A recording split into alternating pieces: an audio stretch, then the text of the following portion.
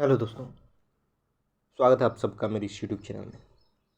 जातिवाद हमारे देश की एक बहुत बड़ी समस्या है और यह हर समाज में देखने को मिलता है। वैसे तो आज से 50 साल पहले, 100 साल पहले जितनी जातिवाद थी, जिस प्रकार लोग जातिगत भेदभाव करते थे, अब वो ऐसी रह नहीं गई। हाँ, किसी की पहचान भर के लिए आज जाति जरूर मौजूद है और इतनी सी पहचान में ही लोग जाति के आधार पर भेदभाव भी कर लेते हैं। किसी की जाति देख के अपना निर्णय बदल लेते हैं, किसी का समर्थन कर देते हैं, किसी का विरोध करते हैं। शादियों में तो अभी भी जाति के आधार पर ही शादियां होती है। राजनीति में जाति वोट बैंक की तरह काम करता है। कोई किसी जाति का है तो उसी आधार पर राजनेता उसके अहंकार को सुकून पहुंचाने वाले बातें कह देंगे, उसकी बड़ाई कर देंगे, फिर उस जाति के लोग उसके पक्ष में वोट दे देंगे। और जातिवाद हमारे देश में जिंदा इसीलिए है, उसका कहीं ना कहीं सबसे बड़ा कारण राजनीति है कि राजनीतिक फायदे के लिए लोग जाति का इस्तेमाल करते हैं। कितने लोग तो जातिगत आधार पर ही चुनाव लड़ते हैं, उनकी पहचान ही जाति से ही है। अगर वो अपनी पहचान हटा दें, सिर्फ इंसान बन के सिर्फ विकास के नाम पर वोट मांगे तो उन्हें वोट ही न मिले। तो यह एक समस्या है, मानते हैं अभी भी। तो आखिर इस जातिवाद को समाप्त करने का क्या उपाय हो सकता है? कैसे जातिवाद समाप्त होगा? कानून बने। लोग संविधान की उपमा देते हैं कि संविधान से जातिवाद समाप्त हो जाएगा, क्योंकि वहाँ सबको समान कहा गया है। लेकिन संविधान को बने हुए काफ़ी साल हो गए, लेकिन आज तक समाज में जातिवाद है। शिक्षा के माध्यम से जातिवाद समाप्त हो जाएगा, लेकिन अभी भी देखता हूँ कि शिक्षित लोग भी जातिवाद को समर्थन में हैं। और भी कई विधियां हैं, लोग आंदोलन करते हैं, लोग दूसरे जाति वालों को गाली देते हैं, इस विधि से चाहते हैं कि जातिवाद समाप्त हो जाए। लेकिन वो भी उपाय कारगर नहीं है, क्योंकि दोस्तों जब तक हम इस जातिवाद के जड़ को नहीं पहचानेंगे कि आखिर इस जातिवाद का जड़ क्या है, कैसे कोई समझ लेता है कि मैं फलाने जाति का हूँ, तब तक इसका समाधान नहीं हो सकता। मानव मानव के रूप में किसी में भिन्नता नहीं है, चाहे जाति आधार पर हो, चाहे धर्म आधार पर हो, चाहे लिंग के आधार पर हो। हर मानव का शरीर एक ही जैसा होता है, चाहे भारत में पैदा हुआ हो या अमेरिका में या अफ्रीका में या भारत के ही किसी राज्य में, किसी जाति धर्म में, किसी भी समाज में व्यक्ति पैदा हुआ हो, उसके शरीर की बनावट समान होती है। शरीर की क्षमता में अंतर आ सकता है, किसी का रंग गोरा हो सकता है, किसी का काला हो सकता है, कोई लंबा हो सकता है, नाटा हो सकता है। शरीर की थोड़ी बहुत ऊपरी बनावट में जरूर भेद मिल सकता है, लेकिन सबका खून लाल ही होगा। सबके शरीर पर त्वचा है, हड्डी है, मांस है, सब कुछ लगभग समान ही होता है। तो इसलिए प्रकृति ने कोई भेदभाव नहीं किया है किसी इंसान में।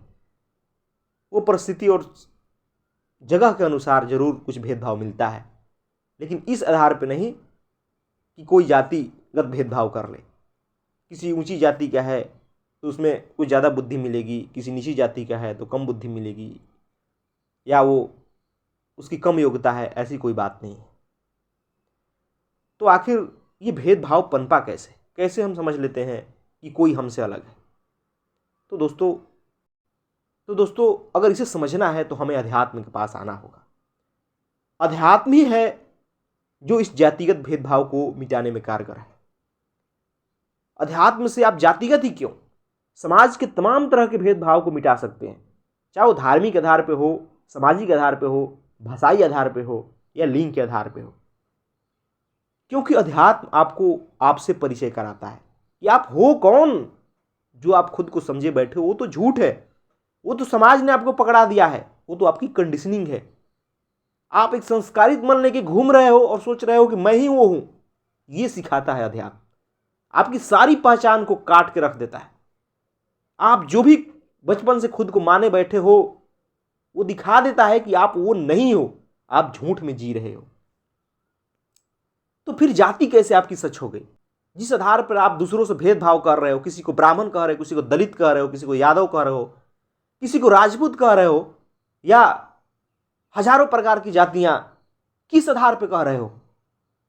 वो भी तो मानसिक है, वो जन्म के साथ आई नहीं, इस समाज में बना है, तो मानसिक ही तो हुई।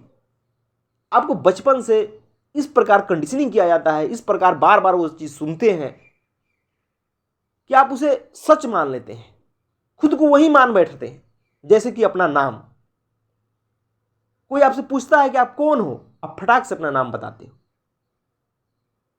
क्या आप सच में वो नाम हो? नाम तो आपको दिया गया है। क्या आप जन्म के साथ नाम लेकर आए थे? तो जन्म के साथ नाम नहीं लेकर आए थे तो जन्म के साथ जाति कैसे लेके आ गए? अगर कोई यादव घर का लड़का जन्म से ही किसी राजपूत घर में रख दिया जाए, उसे उस घर में पालन पोषण हो, संस्कारित किया जाए, तो क्या वो कभी जानेगा कि मैं यादव हूं? वो खुद को राजपूत ही समझेगा। इसी प्रकार किसी भी जाति को ले लें, अगर उसे दूसरी जगह संस्कारित कर दिया जाए तो कभी जान ही नहीं पाएगा, अगर हम बताते नहीं कि मैं ये जाति का हूं। तो फिर ये सच कैसे है? ये तो साफ दिखाई दे रहा है कि संस्कारों पर निर्भर है। फिर आप क्यों किसी जाति का बन करके इस प्रकार हो हल्ला करते हैं, इस प्रकार गर्व से फूल जाते हैं, इस प्रकार सिकुड़ जाते हैं कि भाई मैं तो बहुत दमित हूं, मेरे पे शोषण हुआ, मेरे पे अत्याचार हुआ।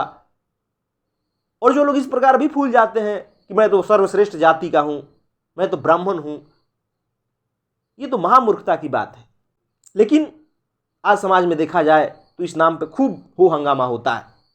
जो दलित वर्ग के लोग हैं ब्राह्मणों को गाली देते थकते नहीं हैं कि उन्होंने जाति बनाया, उन्होंने समाज में भेदभाव किया और पता नहीं क्या क्या।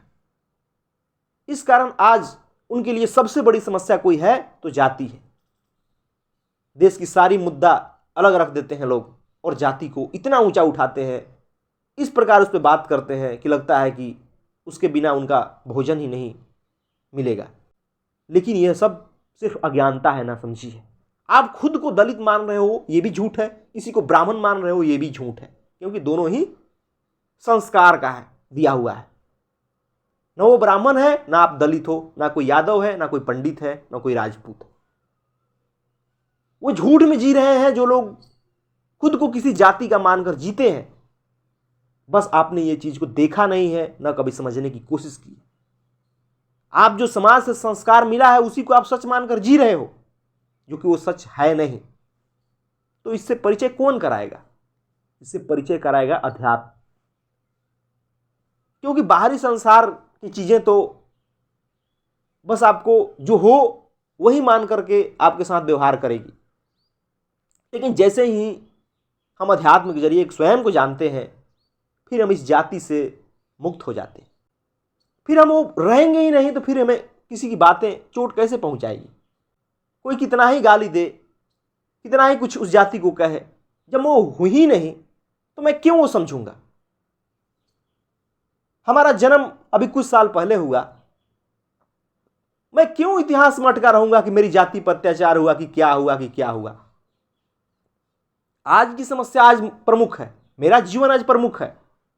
लेकिन यही देखने को मिलता है, लोग इतिहास को उठा करके अपनी अत्याचार गिनाते फिरते हैं, सहानुभूति बटोरने की कोशिश करते हैं और उस आधार पे दूसरों को गाली देते हैं।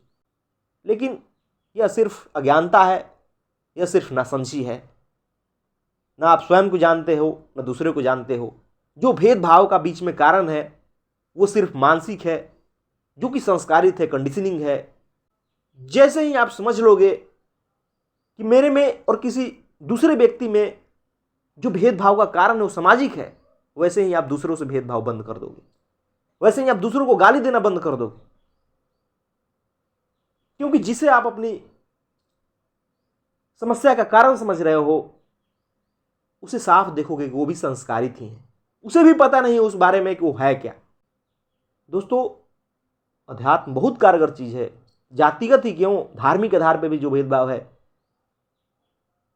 जो सामाजिक आधार पे, भाषाई आधार पे हर प्रकार के भेदभाव को दूर करने में कारगर है, क्योंकि यह आपके मूल तक जाता है कि आप मूल में हो क्या, आपका जड़ क्या है। और वो दिखा देता है कि जिस आधार पे भी आप भेदभाव कर रहे हो, जो भी खुद को समझे बैठे हो, वो सब झूठ है। फिर आप कैसे झूठ पर विश्वास करोगे, कैसे झूठ को अपनी पहचान बनाओगे?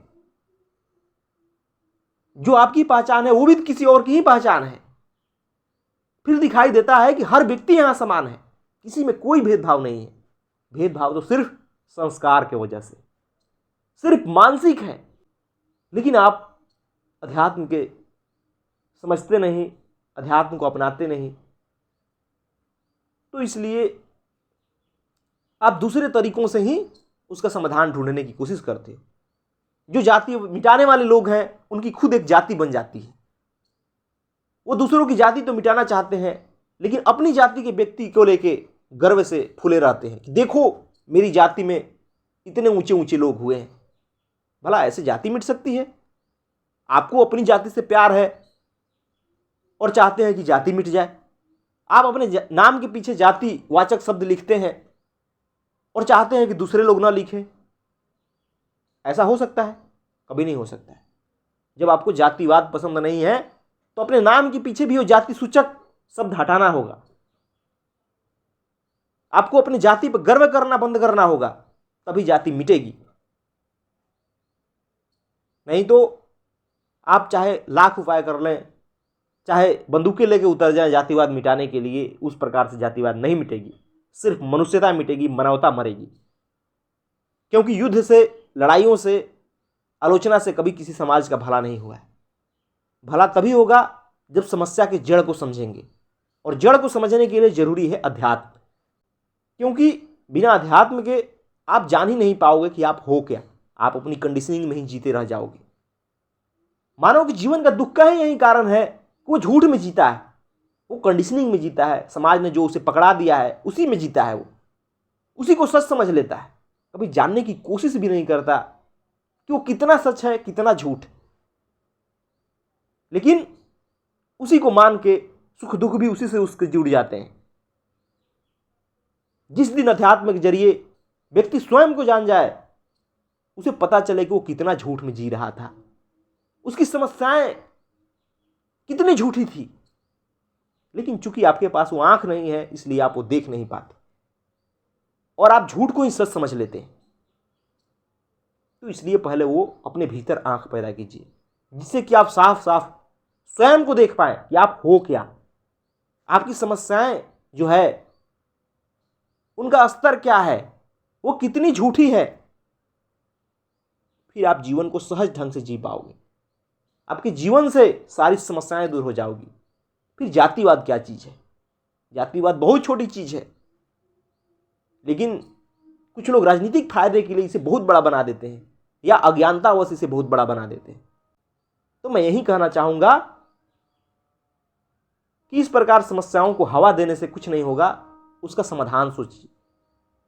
नहीं तो ये सिर्फ दिखाएगा कि आप सिर्फ दूसरों से लड़ना चाहते हैं।